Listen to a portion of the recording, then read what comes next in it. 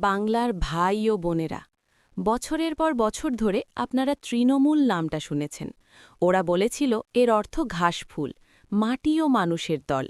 কিন্তু আজ বাস্তবের দিকে তাকিয়ে দেখুন, ঘাস হারিয়ে গেছে, পড়ে আছে শুধু দুর্নীতির কাদা।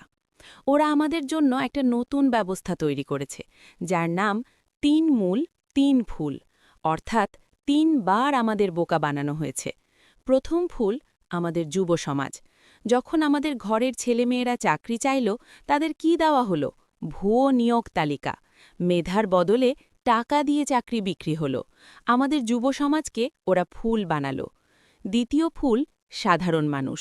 যখন গরিব মানুষ মাথার ওপর ছাদ চাইল, আবাস যোজনা চাইল, তখন তাদের দিতে হলো কাটমানি।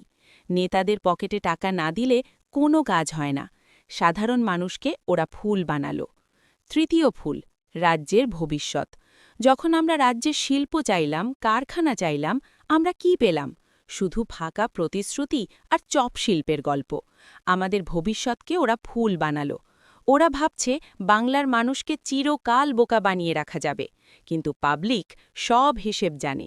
৩ বার সুযোগ দিয়েছেন, আর নয়।